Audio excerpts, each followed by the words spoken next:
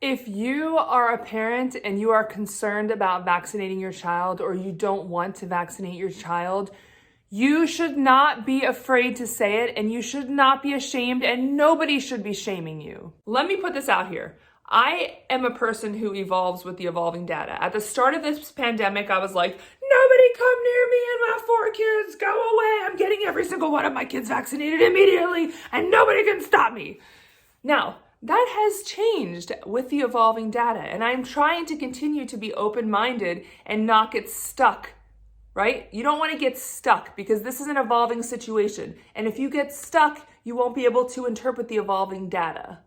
So initially, when this vaccine came out, what were we hoping?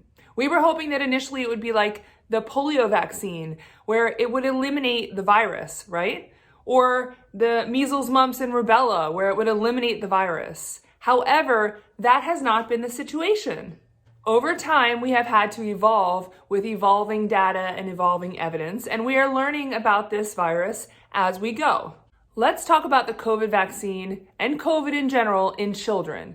Of note, this is a separate topic from adults because the data regarding adults is different, okay? I separate this out into 2 categories, adults and children.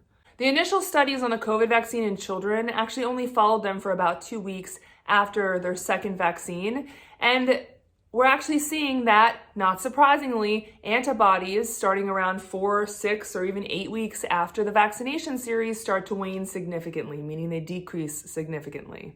So we're not vaccinating to prevent getting COVID. So why are we vaccinating? The second reason why we would be vaccinating would be to prevent spreading the disease. However, if you can still get COVID, you can still spread the disease. So while there may be a marginal decrease in spread of the disease within the first, 2 to 4 weeks after getting vaccinated, that decreases dramatically after that point. So we are not vaccinating to decrease spread of the disease, as we have seen already with Omicron.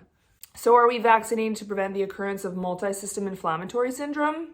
Unfortunately, I have not yet seen data, and I have been questioning physicians on my Facebook physician groups that are oftentimes way smarter than me because they're specialists in immunology. I cannot get answers. We don't have data showing that vaccination in children prevents the occurrence of multi-system inflammatory syndrome. So I'm not really convinced that it does yet. Now, I will evolve with the evolving data.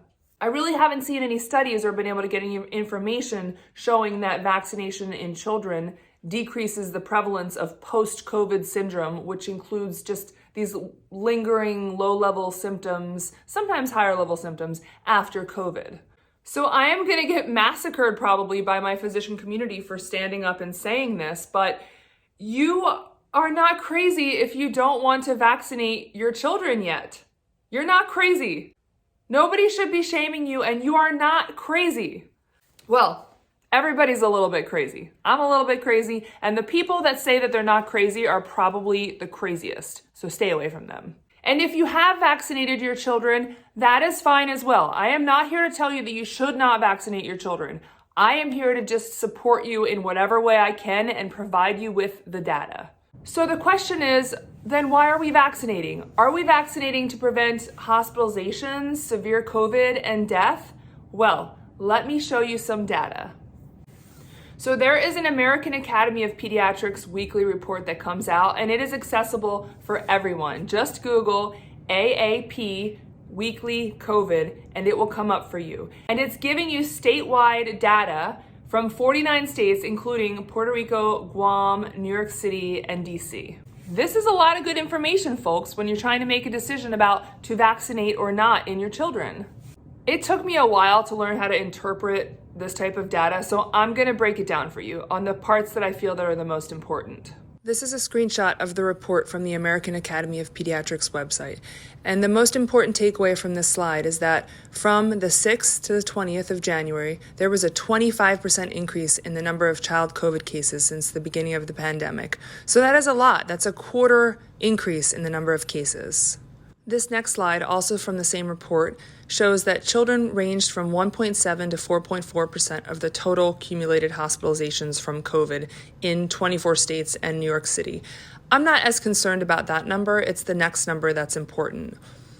0.1% to 1.5% of all child COVID cases resulted in hospitalizations. That's a very low number, especially given the fact that probably half of those children had pre-existing significant medical conditions.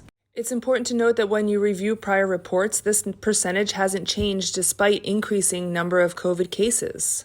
The next bullet under cumulative mortality shows that children were up to 0.26% of all COVID-19 deaths. Now, this number could vary just depending on the number or total number of COVID cases, so it's not as important, but 4 states reported 0 child deaths. It's the next bullet that's important, showing that in states reporting 0.00 to 0.02% of all child COVID-19 cases resulted in death. Just like the other number, if you review prior reports, this number hasn't changed despite increasing number of total COVID cases in children. As a mother, I understand that there is no percentage of death that is acceptable in children. However, we must admit that this number is very, very low. I just want to close with this so there's no misinterpretations, okay? I am here to support you in what you need. If you chose to vaccinate your children, that is fine, and I am not concerned that there are significant safety issues with the vaccine. However, if you're concerned about vaccinating your children and you're not quite seeing the reasons to vaccinate your children, you are not alone, and you should not feel alone, and you should not feel ashamed. So that is why I'm making this video, and I, as always, am wishing you peace and love. And be nice to your neighbor. And if they're not nice to you, remember they probably have something not so great going on. So maybe give them a pass. As always, remember to breathe.